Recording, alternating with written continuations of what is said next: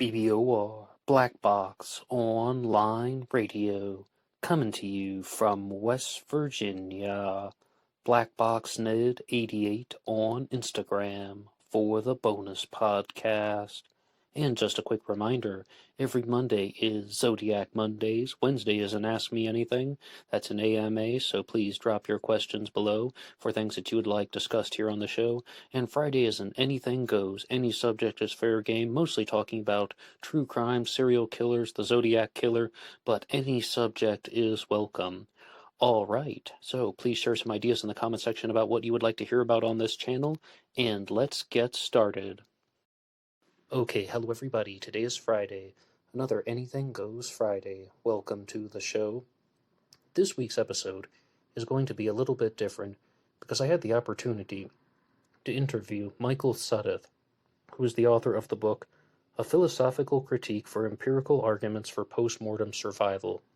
Michael also provided a lot of the source material for last week's episode on the James Leininger case, which was recorded in a book, Soul Survivor, written by the parents of James Leininger.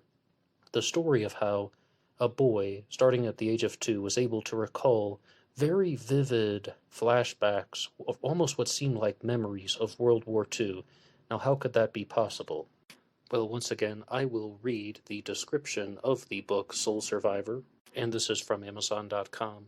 This is the story of James Leininger, who a little more than 2 weeks after his second birthday began having blood-curdling nightmares that just would not stop. When James began screaming out recurring phrases like "plane on fire," "little man can't get out," the Leiningers finally admitted that they truly had to take notice. When the details of planes and tragedies no 2-year-old boy could know continued, even in stark daylight, Bruce and Andrea Leininger began to realize that this was an incredible situation. Soul Survivor is the story of how the Leiningers pieced together what their son was communicating and eventually discovered that he was reliving a past life, the life of a World War II fighter pilot named James Houston. As Bruce Leininger struggled to understand what was happening to his son, he also uncovered the details of James Houston's life and death as a pilot that will fascinate military buffs everywhere. In Soul Survivor, we are taken for a gripping ride as the Leiningers' belief system is shaken to the core, and both of the families come to know a little boy who, against all odds, and even in the face of true skeptics, harbors the soul of a man who died long ago. And as I said, I did have the opportunity to interview Michael Sudduth, but before I played the interview clip, which I like to call the interclip, I would like to remind you guys that I am also the host of the program AstrosPsych400 here on YouTube. It is a different channel, but you can listen for free. Some people are saying that they use this program, BlackBoxOnlineRadio, as a way to fall asleep at night, and I thought, why not create a podcast specifically customized to help people fall asleep, and that is available on the channel AstrosPsych400. It comes out on the weekends, and as always, you can like and subscribe to both that channel and this one, Black Box Online Radio, and a great way to support this show is to go over to Amazon.com and have a look at the book Killer on a White Horse by me, Ned DEHAN. It is a novel, murder mystery, inspired by the Zodiac Manson connection, but it is indeed fictional. But who doesn't love a good mystery? And of course, there is always the TeeSpring page. Feel free to have a look at some of the merchandise. And remember, being weird is not a crime. I think there is something very valuable in exploring these types of cases like Soul Survivor, because I always want to know what is really happening. And to the credit of Michael Sudduth, I think that he provided a very strong and compelling case as to what was happening with the James Leininger story and Soul Survivor. So I'm going to play the interclip now, and Michael is going to answer a question for us. What is really going on? How is it possible that this boy, James Leininger, could have these types of flashbacks from World War II if it happened years before he was born? Is this a true case the way the parents claim it was, or is something else going on? What could this be? I think we're all familiar with the phenomenon of kids going into this kind of an environment and hearing other people refer to things and point to them. It's how they pick up naming. Like the same thing happened with my son going to a natural history museum. Came home talking about T-Rex and pterodactyl, pointing it out. they didn't have them in there, right? I mean, but there were toys that he saw, and kids were pointing to them. So when you begin to piece together a lot of the claims that the boy made, you can trace the ingredients of these claims, if not the claims themselves, the specific imagery, to what he would have been exposed to in the museum when he visited, not just in February, but he also visited the museum again Memorial Day weekend that same year. So he went to the museum before the nightmares started, and he went to the museum again after the nightmares had been amplified, and he was becoming more verbal, and then he gives the narrative that has this World War II theme. I don't find that surprising in the least. What would be surprising is if he didn't see any of this stuff, if he were not influenced by any of it. That's obviously very improbable. Okay, but like, part of me does not want to be super dismissive, but the other part of me is just really tempted to call bullshit, because you're saying that the family withheld all of that information, that he had multiple museum visits, but okay, museum visits, sure, that might slip your mind. But a kid who watched the VHS tape so frequently that it had to be replaced twice? Not once, but twice? I mean, aren't those very big things to withhold if they want to maintain credibility and not present themselves as just making up a story for profit? Yeah, I would think it's something that the Leinigers need to acknowledge at some point here. And not just because, well, there was something that flew under their radar, no pun intended, but rather that they made it a point to reiterate multiple times that not only that he did not see such images, but that there is no way he could have acquired any of this information. So it's also the assurance that they have about this. And Andrea Leiniger in particular, who actually wasn't at the museum, but nonetheless decided to comment on it on at least one occasion, said, well, look, it's just a bunch of hangars with some old airplanes and some new airplanes. There was nothing that James was saying that could be traced to that museum. But she doesn't mention the Japanese battle flag. She doesn't mention the drop tanks. She doesn't mention the canteen with videos of World War II and Vietnam. She doesn't mention the gallery with stunning images, large, stunning images of Corps airplanes and dogfights flying over islands in the Pacific. None of this is mentioned. And I think that's at least a misleading way to characterize the museum by omitting those very important details. Now, how much of this are they aware was there and they're not being truthful? I don't know, hard to say. It does seem to me that the Leinigers have major memory problems on independent grounds, I would say that. So I could see a lot of this as just having a huge cognitive blind spot, which is, I think, a very important aspect to all of these cases. How memory functions, how we engage in confabulation. So there might be, let us say, more charitable interpretations of the Leinigers not acknowledging these things. I think they're just as damaging to their credibility. Okay, because I think I have to press you a little bit more on that, because these seem like some very big things to withhold. But we talked about the parents, right? They were withholding certain information, and you're like, well, maybe they have some mental blind spots, maybe they aren't paying attention to certain details. But what do you think is happening with the boy James Leiniger, recalling these images from World War II, having these nightmares and memory attacks? Do you think that he was a kid with overactive imagination? Do you think that he was someone who just didn't know what he was doing? Or is he just playing a game, like, oh, I watched a video 400 times, now I want to pretend like I'm one of the characters? And let's not kid ourselves, at age 2, 3, 4, kids also do those things where they're like, hey, I'm Superman, watch me fly. I mean, those things definitely aren't outside of the wheelhouse of a kid's imagination, as well as, or is he just like having a laugh and just like playing a prank because he thought it was silly and his parents went with it and they called in the media? What do you think James Leiniger's role in this is? Well, I don't doubt that he had nightmares, and I don't doubt that they had generic features that he described. Wouldn't even surprise me if the World War II imagery was in it. As you indicated, children have pretty impressive imaginations. I would imagine, like in this case, we know that he had at least internalized a reincarnation narrative by fall of 2001 that I would argue is clearly mediated by the narrative his parents suggested to him. Again, not surprising that he would have that perspective when it has been repeatedly suggested to him. He's very impressionable, obviously, at that age.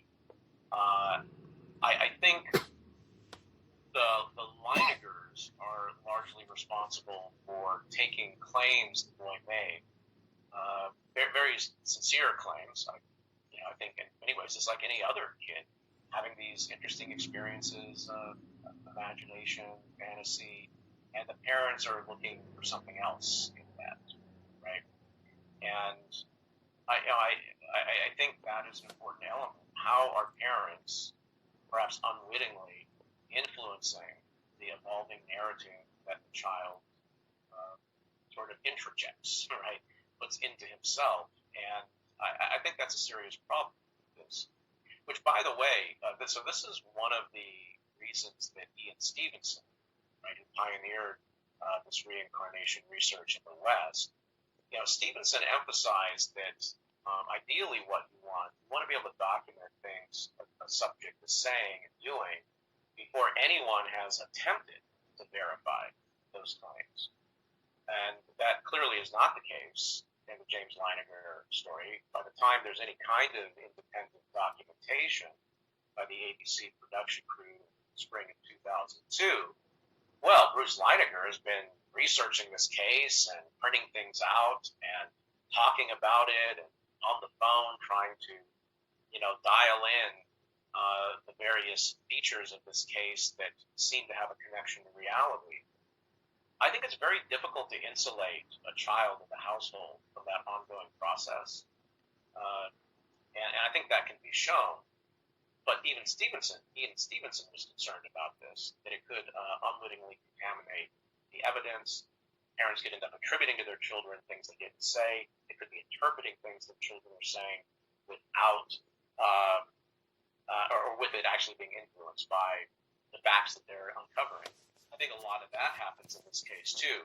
But I think I'd see James as, I don't want to overstate this, but I kind of see him more as a victim of these interests that his parents are spinning around, and struck by the apparent extraordinary nature of what's happening.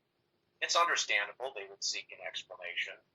I just think they did a very poor job of figuring out the explanation. Okay, though, but I'm really quite curious to know whether or not these parents are actually fraudulent or not, because let's say I do a segment on this channel called Zodiac Mondays where I talk about the Zodiac Killer, and let's say if you, Michael, were to tell me, Ned, that you had this dream, that you were wearing a black costume and you had a knife and you stabbed somebody, and I go around telling people, Michael told me he had a dream that he was the Zodiac Killer, I would still say that that's fraud, because did you say that you were the Zodiac Killer? No. You said you were wearing a black costume and you had a knife. How does that connect it to the Zodiac Killer? So all I'm hearing is this kid has a dream that he was a World War II fighter pilot. I still don't see how they connect it to James Houston. I'm going to ask you a very direct question. Are these parents fraudulent? Okay, we'll talk about because there is more to it in terms of how they connect to James Houston. That does need some elaboration. But let me address the fraud question. I don't see any compelling evidence for fraud in this particular case. What I do see, and what I've tried to document in my publications on it, is compelling evidence that the Leinigers have imbibed a toxic cocktail of cognitive error, right? Which I think is arguably at least just as egregious as fraud. Why is it toxic? Well, involves a good deal of self-deception. It's also toxic because, look, this case exemplifies a complete disregard for the kind of conscientiousness that should constrain our inquiry. if our inquiry is aimed at getting at the truth and avoiding being duped. Now, think about the Leinigers. They are attached to an extraordinary conjecture, this reincarnation hypothesis. Why? Well, they think it explains facts which, in fact, are in part and in their totality completely ordinary and pedestrian. But they don't think that these things are ordinary. That's, again, blown under their radar. They are proposing an extraordinary explanation to account for facts simply because they can't come up with an ordinary explanation. This is a very common phenomenon, and we know it sells books, right? We also know it's a notoriously unreliable method of getting at the truth. And inevitably, what it does is it lands people in falsehood, and in such a way that they are ill-positioned to identify the falsehood they believe is true.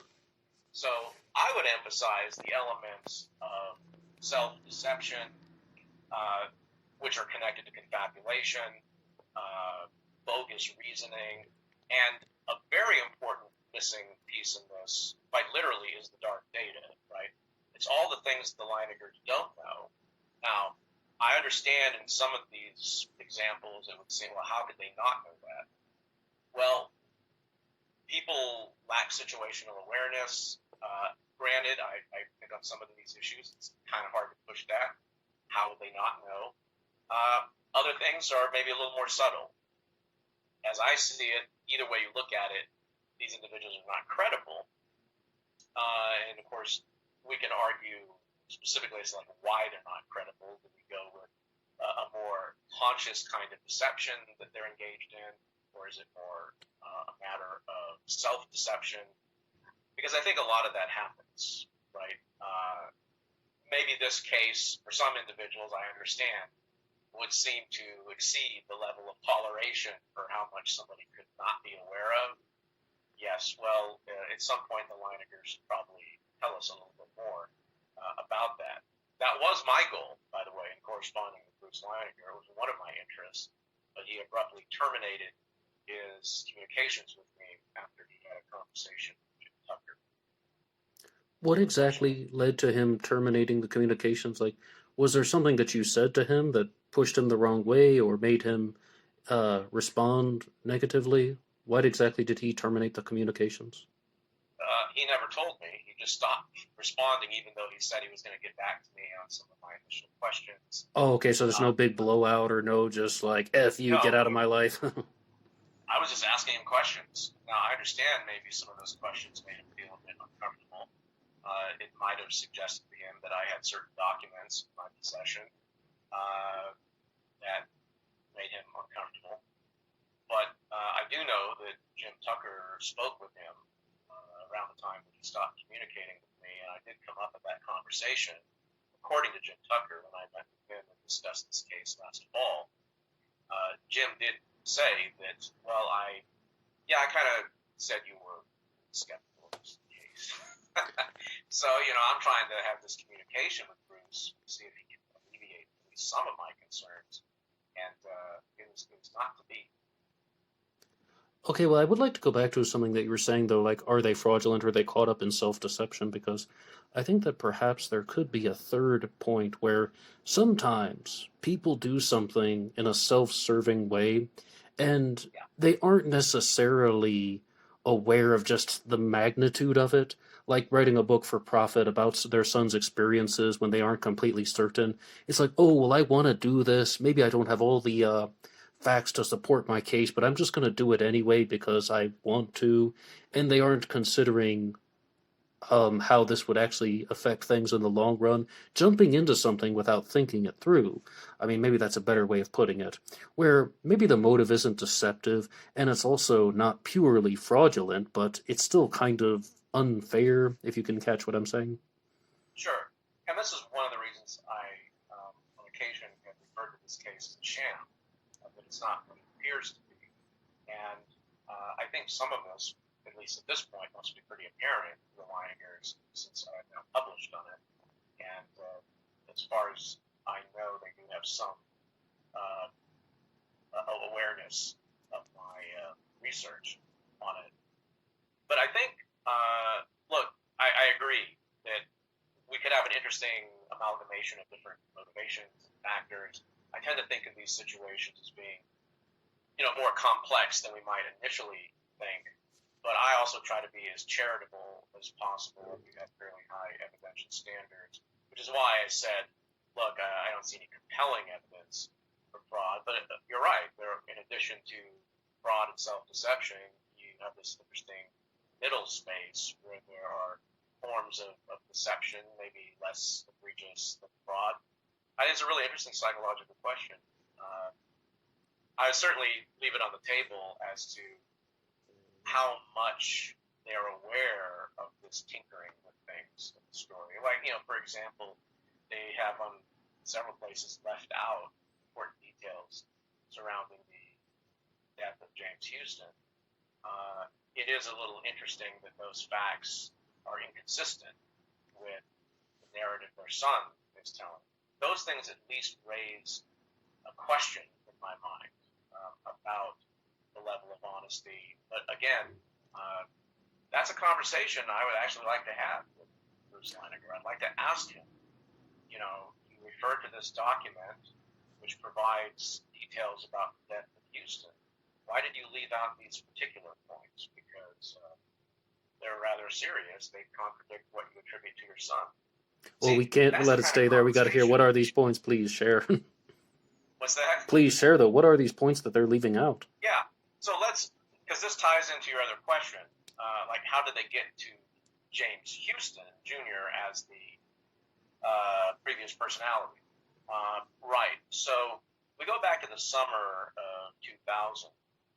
Yes, James had made these claims. He was flying a Corsair. Japanese shot him down.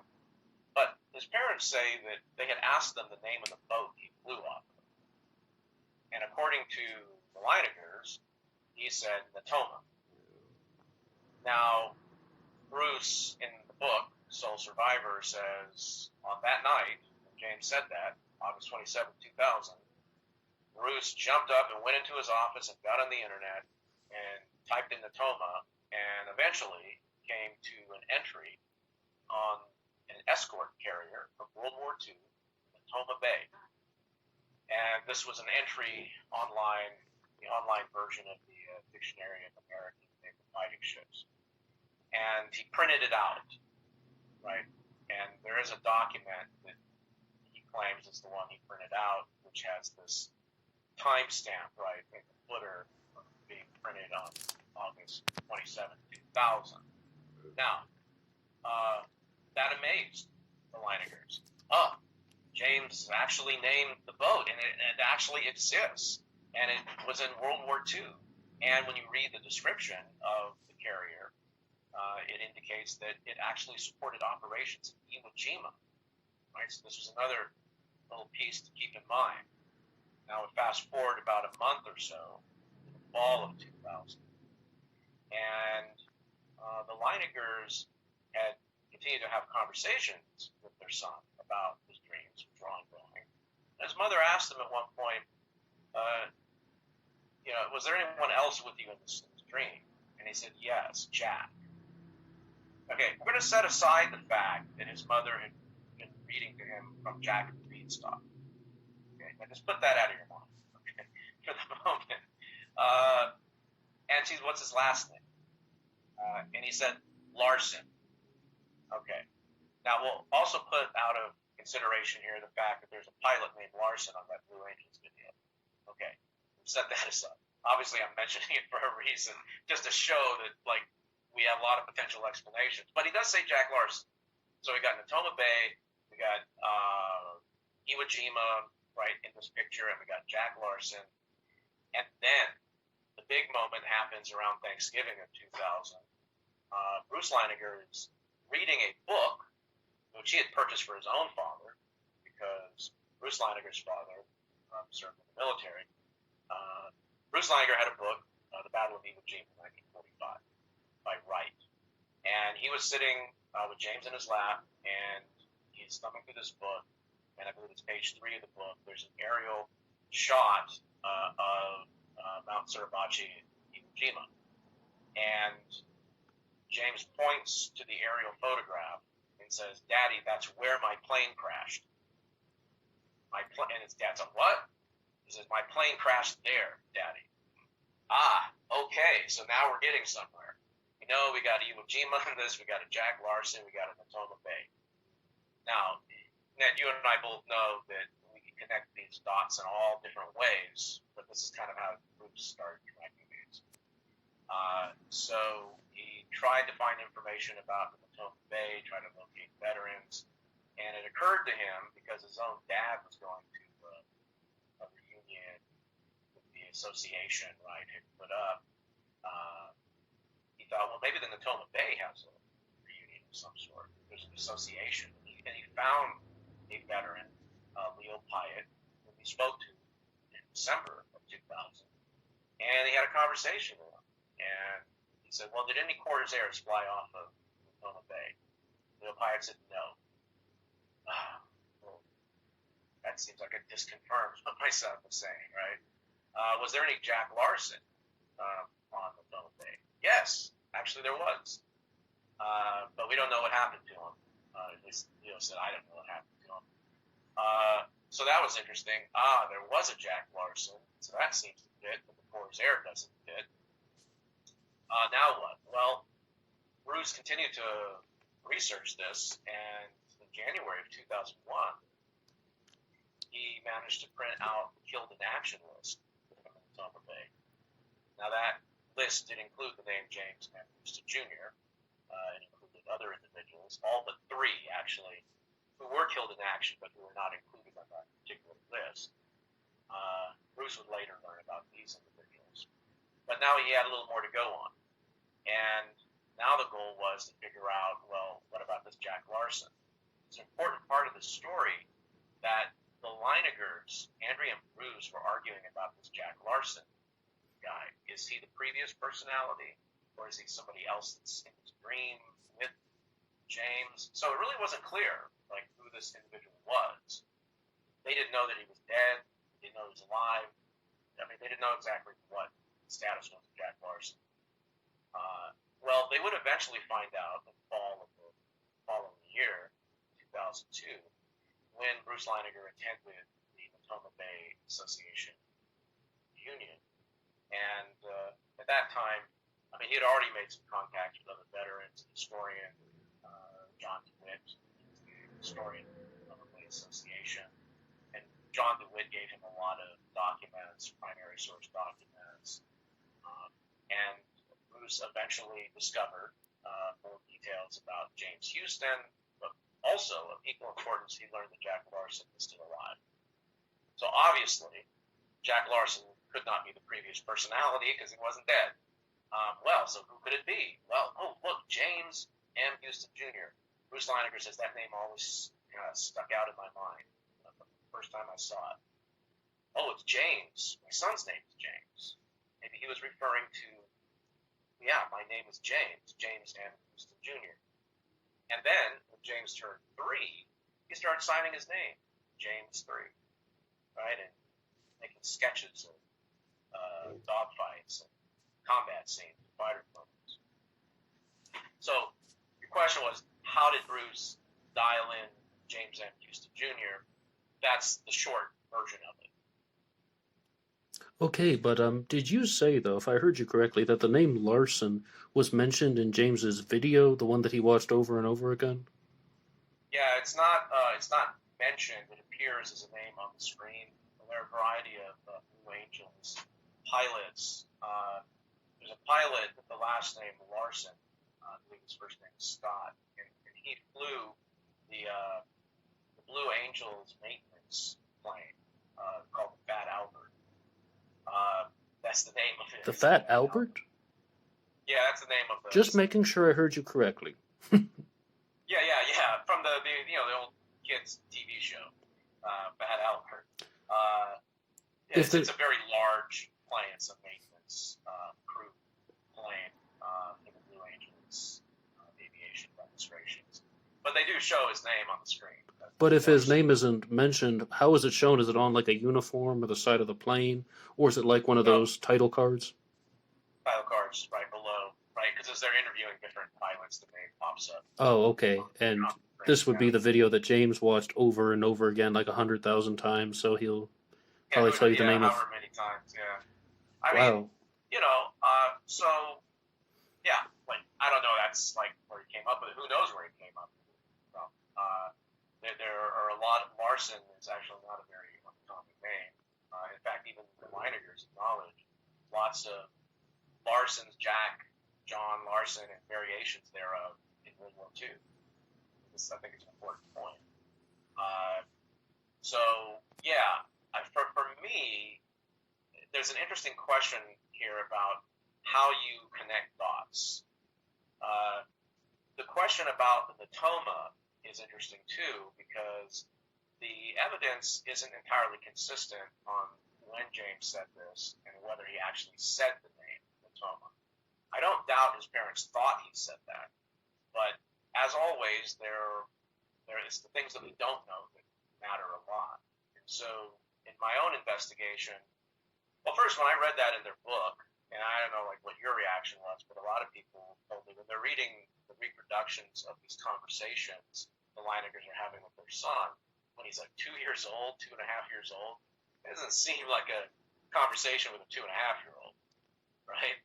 And I have a son, and I know what it's like when he's 2.5. Kind of hard to figure out some things the kid was saying. But in the book, they just asked him straight up, like, blow off the boat, okay. And he is talking about the Corsair in this context, and they asked him about the boat, and boom, and he said Natoma. Well, no, I was always skeptical of that. And then I spoke to a journalist who interviewed the Leinigers in 2005, actually several times. And she said that when Andrea Leiniger was describing this incident of Natoma Bay, and she couldn't remember in what month this supposedly took place, but what the journalist remembered was Andrea kind of mimicked how James was trying to articulate the word, and he kind of stammered and stuttered, and eventually it sounded like Natoma. That's important. Sounded like Natoma. How do you spell that, right. by the way?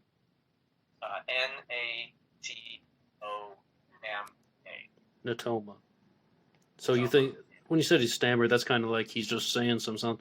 Abu Dhabi Natoma Mamata. Mumble, yeah, kind of mumble, like not Toma, something like that.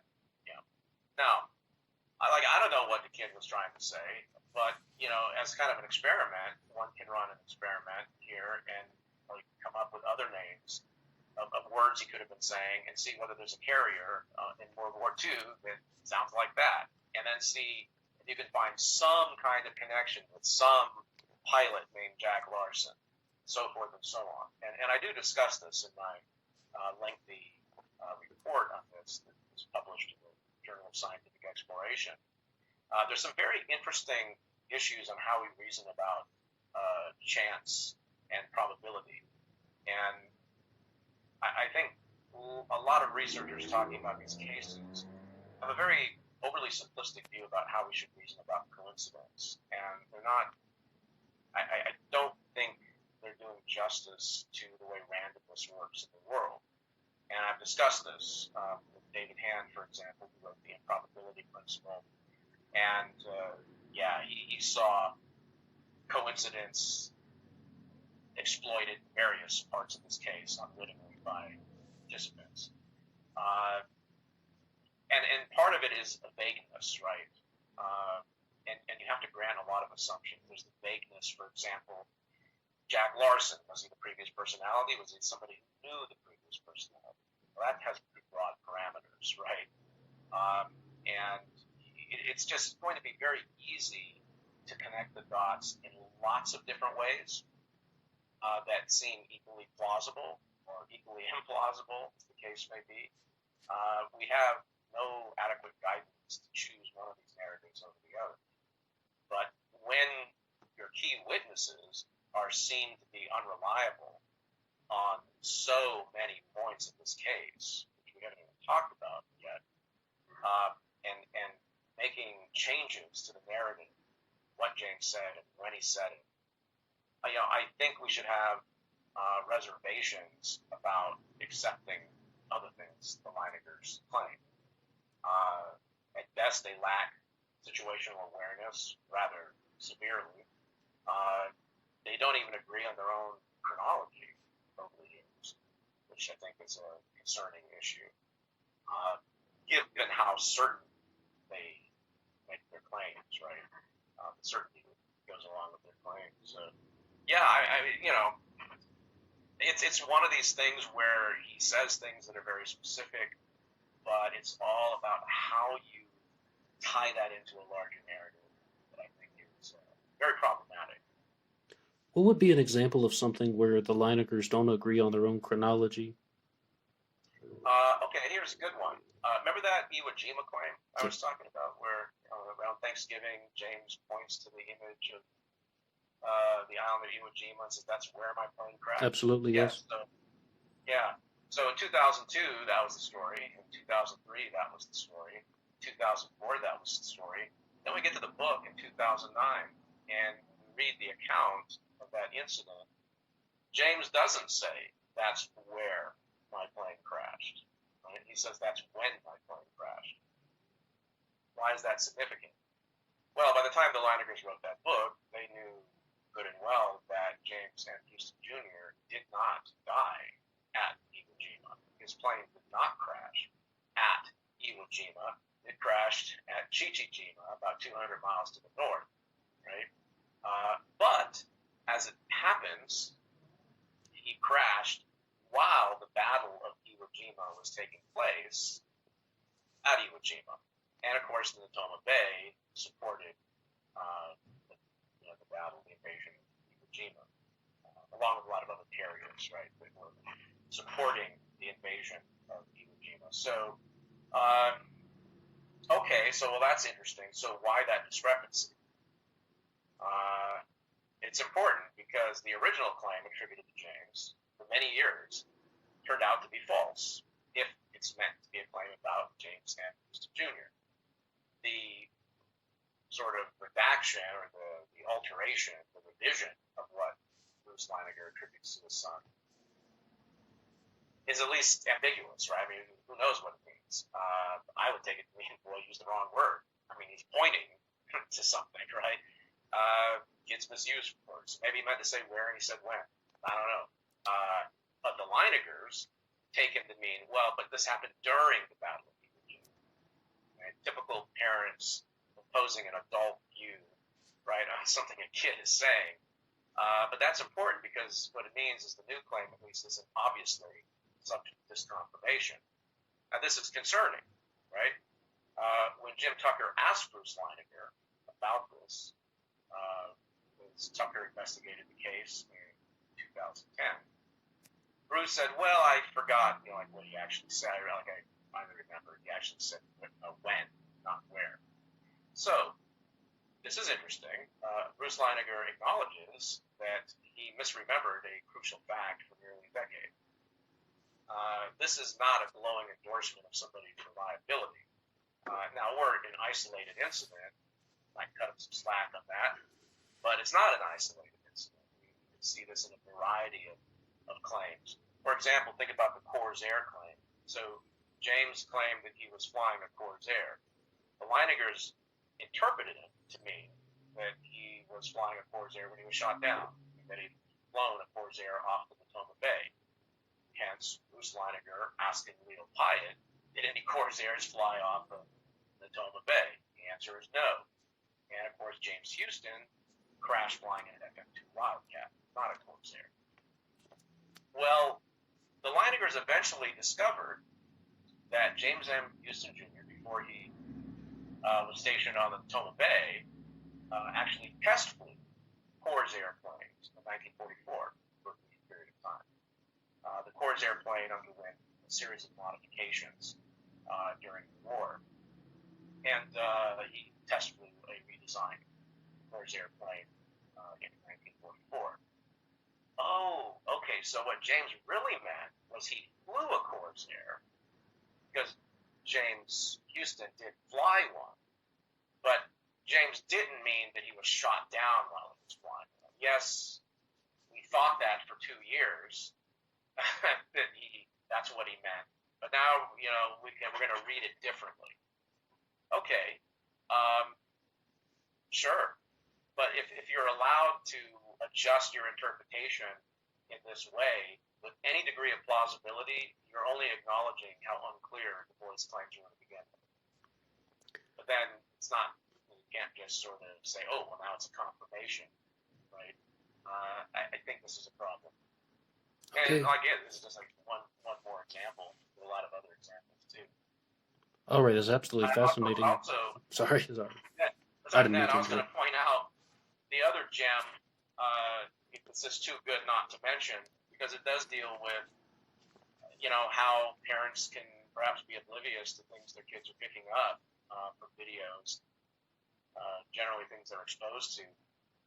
One of the incidents, not in Soul Survivor, but Bruce Leiniger has talked about it ever since the book came out. It's in the book launch video talk that Bruce and Andrea give. And, Bruce continues to talk about it to this day as a very impressive demonstration of knowledge that he attributes to James.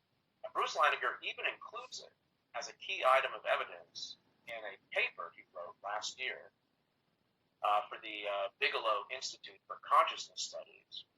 That organization awarded individuals money for writing papers, providing the best evidence for life after death. Bigelow is the aerospace entrepreneur, and he shelled out $1.8 million total for giving awards to essays. Bruce received $20,000 from his. And in this essay, Bruce talks about this incident. I talk about it in my paper. It's this. It's such a great story. I can understand Bruce Leiniger's enthusiasm about it. It's early October 2003. James is 5 years old at this point. And Bruce has had a rough day. James comes up to him and says, Daddy, every day is like a carrier landing. You can walk away from it, you're okay. Oh, interesting. And Bruce is like, wow. This blew his mind. How could his kid say something like that? Obviously, he has an intimate acquaintance with carrier landings. This is exactly the kind of thing James Houston would say, presumably. Well, I don't think we know whether James Houston would say it, but we do know that Archie Donahue, a Corsair pilot of World War II, did say it. He said it on a program which aired at the end of 2002 on the History Channel, Corsair Pacific Warrior. That video is available for viewing on YouTube. I had watched it at one point as part of my research, and when I heard Bruce drop this line, I knew I had heard it somewhere. And I went back and found the video, and indeed, this is a video about the Corsair plane, first aired at the end of 2002 on the History Channel, and then came out on video at some point. Now, we know that James saw a tape of this because in Soul Survivor, the Leinigers refer, not by name, but to a very idiosyncratic scene in this video. So there's no doubt that this is the actual video. And James had a tape of it, right? So it wouldn't surprise me if his parents made a recording of it, right? So he had, about 9 months to see the film. Who knows how many times he watched it. It's like the Blue Angels video. But clearly, that line is found in a slightly modified form.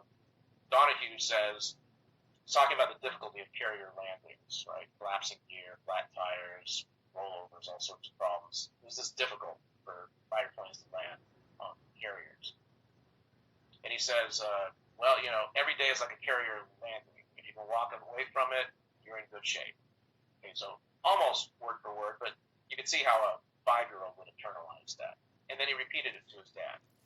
Now, either Bruce Leiniger is aware it's on the video, and he's not being honest, or he's not aware that it's on the video, and he's been duped. So you can pick his poison on that.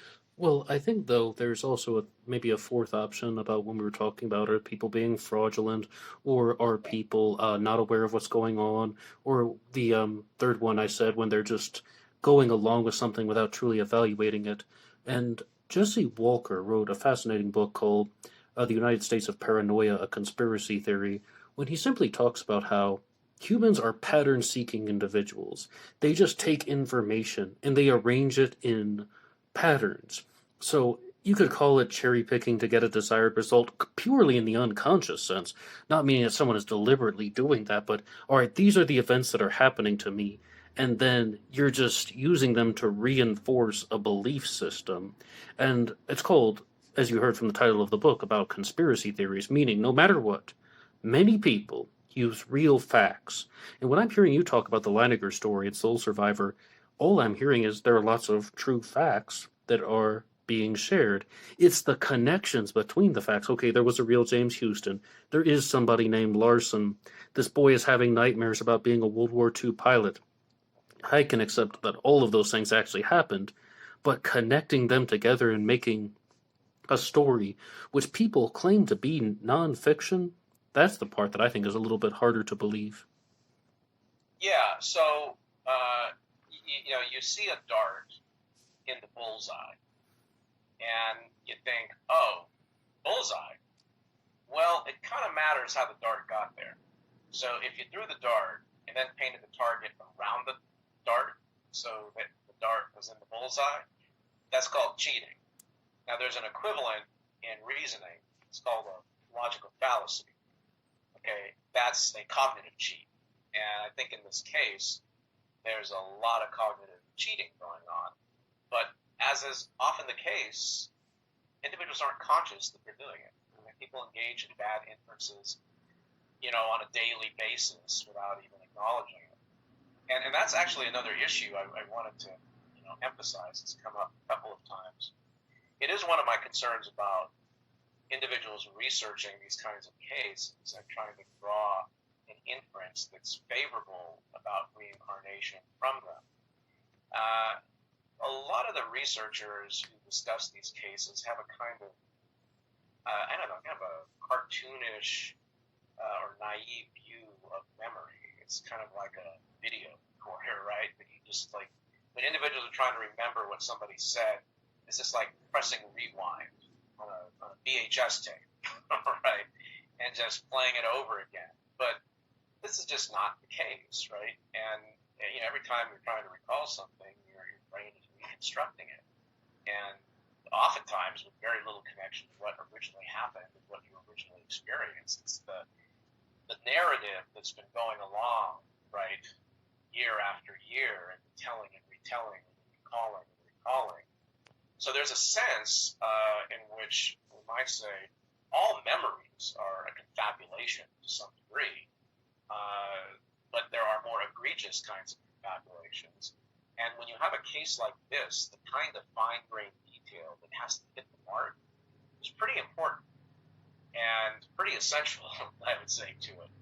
I just don't know that memory can be trusted to that degree, especially in cases where the parents are oblivious to even more obvious things that are going on, right? I think that's an issue. So I have a general sort of disagreement with a lot of researchers who seem to be putting far too much weight on the reliability of memory at the level of fine-grained detail. I think it's just plausible, but without which, I don't really see how these cases get you anywhere. At least they don't get you to the reincarnation hypothesis. What they get you to, well, are the things that we're talking about. Look how memory is effective. Look how we can connect the dots in various ways. Look how we can tell a story, because that's ultimately what I think this is. And look, storytelling sells books, but as you indicated, it's important to know whether the story you're telling is supposed to be fiction or is it supposed to be fact. And a lot of stories pretend that they are more factual than they actually are. Okay, we are just about out of time, so Michael Sudduth, can you tell people how they can find your book and any website that you have? Yeah, my professional website is michaelsudduth.com. That's SUDDTH.com. I am a professor at San Francisco State University. Where you can find me, find my professional page. I have a blog as well, and various biographical details, and of course, links to my publications, and a lot of other resources for philosophy and religion. All right, Michael, thank you so much.